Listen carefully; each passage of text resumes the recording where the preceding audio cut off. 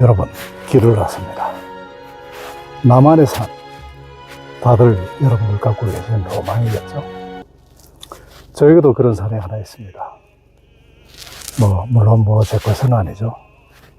그렇지만 생각하기에 따라서는 제 것일 수도 있습니다. 그동안 이제 앞에 철책이 쳐지고 또 계곡에 사람들 드나들지 말라고 장애물도 설치하고 했었는데 제가 주인에게 부탁을 했습니다. 앞으로 산막스쿨이나 이걸 위해서 좀 여기를 출입할 수 있게 해달라, 차가 다닐 수 있게 해달라. 그들이 만들어 주셨어요. 거기를 한번 가보겠습니다. 예, 산길을 올라갑니다. 날은 청명하고 어젯밤에 이제 비가 많이 왔어요. 청명하고 이런 어떤 산길을 차로 오른다는 것도 이게 쉬운 일이 아니죠. 이렇게 이제 입산 금지 표시가 되어 있는데요. 문을 열고 올라갑니다. 이렇게 차를 타고 산길을 오르신다는 게 정말 신기하기도 하고요. 쉬운 일은 아니지. 그러니 이 산이 오롯이 이제 제 산이 되는 겁니다. 여러분들은 오늘 저랑 함께 여기를 한번 드라이브 하시면서 호젓한 나만의 산길을 즐겨보시기 바랍니다. 이 앞이 이제 원래 계곡인데 여기를 전부 다 이제 흉관을 받고 그리고 마무리를 지은 거죠. 이제는 차 다니는데 전혀 지장이 없습니다. 물론 덜컹거리긴 좀 하지만 산길이라는 게 그렇죠. 오릅니다. 집차의 위력이죠. 집차의 위력이라기보다는 사륜무동의 위력이죠. 아주 이런 산길도 쉽게 올라갑니다. 여러분, 그거 아십니까? 이런 가파른 산길을 집차를 몰고 오롯이 혼자서 이렇게 오를 수 있다는 거. 이게 남자들의 또 로망이기도 해요. 네, 여기도 이제 원래는 이렇게 계곡이었을 때 무슨 흙을 덮어서 이렇게 했는데 파이프 다이아가 이게 조금 좀 부족하지 않나 하는 생각이 드는데 모르겠어요. 나중에 문제가 생기면 보완하려나? 계속 올라갑니다.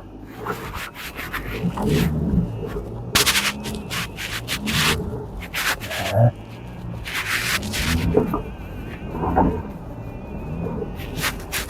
이 오프로드에 진수가 있죠. 계속 올라갑니다. 아까 제가 걸어서 사전에 답사를 한번 해봤거든요. 그래서 이 길을 제가 잘 압니다. 이런 식으로 계속 올라가면 됩니다. 가서 뭘 하느냐? 이따 여러분 보시면 하실 것입니다. 예, 계속 갑니다.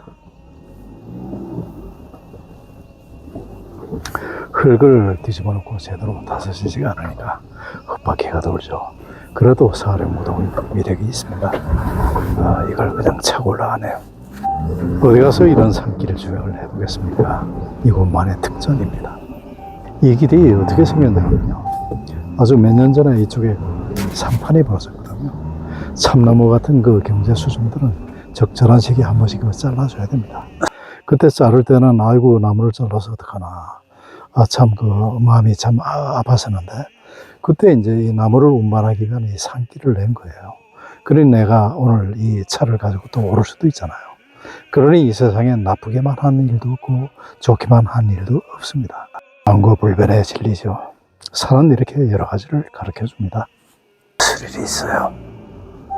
자, 이쪽으로.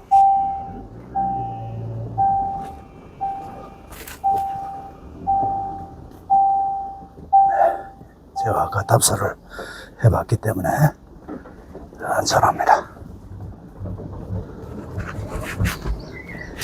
이렇게 하면 이제 여기 큰 길이 이렇게 나오죠. 이 길을 가서 뭘 하느냐 보시면 아십니다. 네, 이 정도 세우겠습니다. 이렇게 길이 보이잖아요.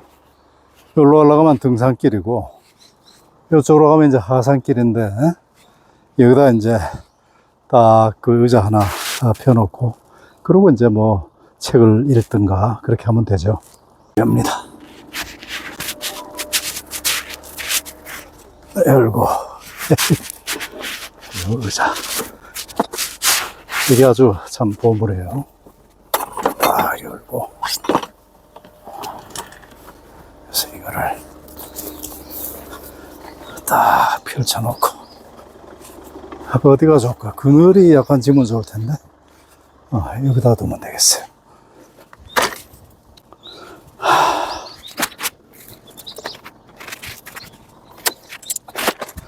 딱 이렇게 펼쳐놓는 거지.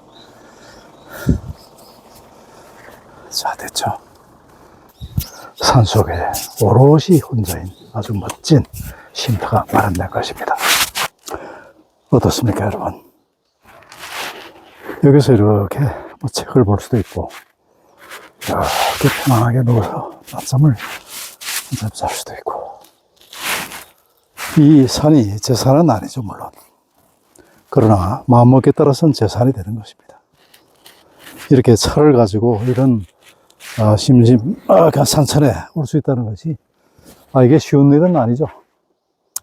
여러분들께서도 산막에 오시면, 산막 스쿨에 오시면 저와 같은 이런 호사를 누리실 수가 있습니다. 10월의 마지막 날이 있다고 합니다.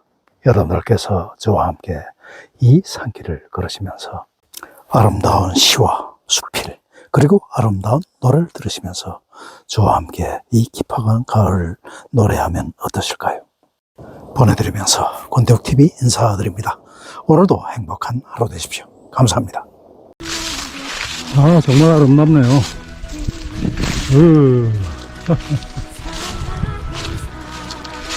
이렇게 조그만 시내 물도 흐르고. 그러니까 여기를 내가 좋아하는 이유가 자연이 참 좋단 말이에요. 햇빛이 찬란하게 부서지는 이 가을날, 노래가 절로 나오지. 이 물을 좀 이렇게 끌어다가 우리 연못 쪽으로 이렇게 좀 돌릴 수 있으면 좋은데. 단풍이 든 이 계곡, 이거는 정말 예술이네. 예술이야, 예술. 가을은 참 예쁘다. 하루하루가 코스모스 바람을 친구라고 부르네. 가을은 참 예쁘다. 파란 하늘이 너도 나도 하늘에 구름같이 흐르네. 조각조각 흰 구름도 나를 반가워 새하얀 미소를 짓고, 그 소식 전해줄 한가로운 그대 얼굴은 해바라기. 나는 가을이 좋다. 낙엽 밟으니 사랑하는 사람들 단풍같이 물들어. 정말 멋진 가사입니다. 이 아름다운 가을날 낙엽을 밟으면서 제 노래가 또 빠질 수가 없습니다. 낙엽은 지는데 가을은 내굴러 바람에 흩날릴 때 생각나는 그 사람 오늘도 기다리네. 왜 이다지도 그리움한 걸 왜 당신을 잊어야 하나요? 낙엽이 지며 다시 온다던 당신 후회해서 못 오나 낙엽은 지는데. 네, 가을이 깊었습니다. 낙엽은 떨어지고 모든 것이 쓸쓸해집니다. 다시 오신다던 당신은 왜 못 오시나? 낙엽은 또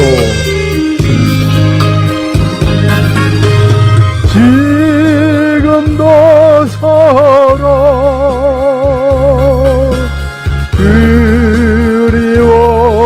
그리워하면서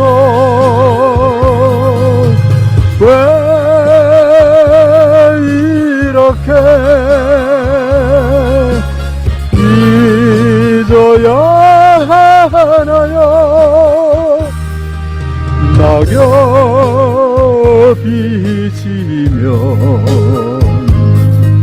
다시 온다던 당신 의해서 묻어나 낙엽은 또 지는데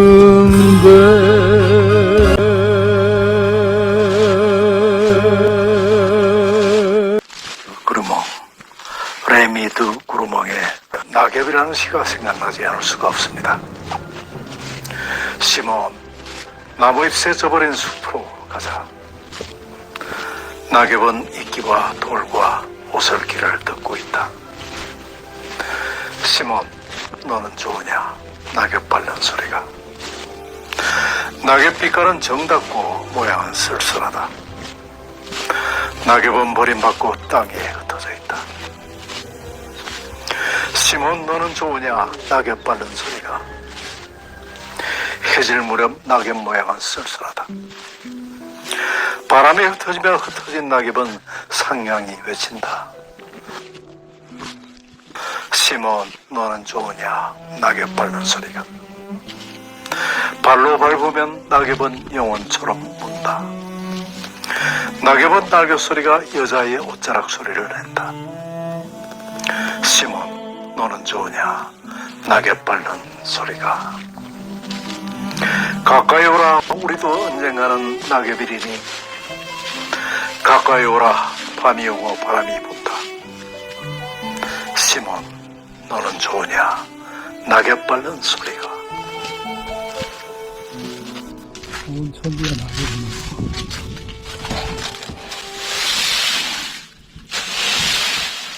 벚나무 아래 긁어먹은 낙엽의 산더미를 모으고 불을 붙이면 속의 끝부터 푸석푸석 타기 시작해서 가는 연기가 피오르고 바람이나 없는 날이면 그 연기가 낮게 들이어서 어느덧 뜰란에 자욱해진다. 낙엽 타는 냄새같이 좋은 것이 있을까? 갑복하면 커피의 냄새가 난다. 잘 익은 개암 냄새가 난다. 갈퀴를 손에 들고는 어느 때까지든지 연기 속에 우뚝 서서 타서 흩어지는 낙엽의 산더미를 바라보며 향기로운 냄새를 맡고 있노라면 벼랑간 맹렬한 생활의 의욕을 느끼게 된다. 연기는 몸에 배서 어느 결인지 옷자락과 손등에서도 냄새가 나게 된다. 나는 그 냄새를 한없이 사랑하면서 즐거운 생활감에 잠겨서는 새삼스럽게 생활의 제목을 진기한 것으로 머릿속에 띄운다. 음영과 윤택과 색채가 빈곤해지고 초록이 전혀 그 자체를 감춰버린 꿈을 잃은 허전한 뜰 한복판에 서서 꿈의 껍질인 낙엽을 태우면서 오로지 생활의 상념에 잠기는 것이다. 가난한 벌거숭이의 뜰은 벌써 꿈을 꾸기에는 적당하지 않은 탓일까. 화려한 초록의 기억은 참으로 멀리 까마득하게 사라져버렸다. 벌써 추억에 잠기고 감성에 젖어서는 안 된다. 가을이다. 가을은 생활의 계절이다. 나는 화단의 뒷자리를 깊게 파고 다 타버린 낙엽의 죄를 죽어버린 꿈의 시체를 땅속에 깊이 파묻고 엄연한 생활의 자세로 돌아서지 않으면 안 된다. 이야기 속의 소년같이 용감해지지 않으면 안 된다. 전에 없이 손수 목욕물을 깃고 혼자 불을 지피게 되는 것도 물론 이런 감격에서부터 호수로 목욕통에 물을 대는 것도 즐겁거니와 고생스럽게 눈물을 흘리면서 조그만 아궁이에 나무를 켜는 것도 기쁘다. 어두컴컴한 부엌에 웅크리고 앉아서 새빨갛게 피어오르는 불꽃을 어린아이의 감동을 가지고 바랍니다. 어둠을 배경으로 하고 새빨갛게 타오르는 불은 그 무슨 신성하고 신령스러운 물건가. 얼굴을 붉게 태우면서 긴장된 자세로 웅크리고 있는 내 꼴은 급사 그 귀중한 선물을 프로메테우스에게서 막 받았을 때 태고적 원시의 그것과 같은 냄새를 모른다. 나는 새삼스럽게 마음속으로 불의 덕을 참여하면서 신화 속의 영웅에게 감사의 마음을 바친다. 좀 있으면 목욕실에는 자욱하게 김이 오른다. 안개 깊은 바다의 복판에 잠겼다는 듯이 동화 감정으로 마음을 장식하면서 목욕물 속에 전신을 깊숙이 잠글다. 바로 천국에 있는 듯한 느낌이 난다. 지상 천국은 별다른 곳이 아니라 늘 들어가는 집안의 목욕실이 바로 그것입니다. 사람은 물에서 나서 결국 물속에서 천국을 구하는 것은 아닌가. 물과 불, 이 두 가지 속에 생활은 요약된다. 시절의 의욕이 가장 강렬하게 나타난 것은 이 두 가지에 있습니다. 어느 시절에나 다 같은 것이기는 하나 가을부터의 절기가 가장 생활적인 까닭은 무엇보다도 이 두 가지 원소의 즐거운 인상 위에 서기 때문입니다. 난로는 새빨갛게 타야 하고 화로의 숯불은 이글이글 피워야 하고 주전자의 물은 펄펄 끓여야 된다. 백화점 마라층에서 커피에 알을 찧어가지고는 그대로 가방 속에 넣어가지고 전차 속에서 진한 향기를 맡으면서 집으로 돌아온다. 그러는 내 모양을 어린애답다고 생각하면서 그 생각을 또 즐기면서 이것이 생활이라고 느끼는 것이다. 싸늘한 넓은 방에서 차를 마시면서 그제까지 생각하는 것이 생활의 생각이다. 벌써 쓸모 적어진 침대에는 더운 물통을 여러 개 넣을 궁리를 하고 방구석에는 올겨울에도 또 크리스마스 트리를 세우고 색전등으로 장식할 것을 생각한다. 눈이 오면 스키를 시작해볼까 하고 계획도 해보곤 한다. 이런 공연한 생각을 할 때만은 근심과 걱정도 어디론지 사라져버린다. 책과 씨름하고 원고지 앞에서 궁식거리고 그 같은 소재에서 개운한 마음으로 이런 생각에 잠기는 것은 참으로 유쾌한 일이다. 책상 앞에 붙은 채 별일 없으면서도 쉴 새 없이 궁식거리고 생각하고 교로하면서 생활의 일이라면 초놈을 아끼고 가령 뜰을 정비하는 것도 소비적이니 비생산적이니 하고 멸시하던 것이 도리어 그런 생활적 사서의 창조적 생산적인 뜻을 발견하게 된 것은 대체 무슨 까닭일까? 시절의 탓일까 깊어가는 이 가을, 이 벌거숭이의 뜰이 한층 산보람을 느끼게 하는 탓일까? 여러분 어떠셨습니까? 고교실에는 전혀 느끼지 못했던 감흥이 느낍니다.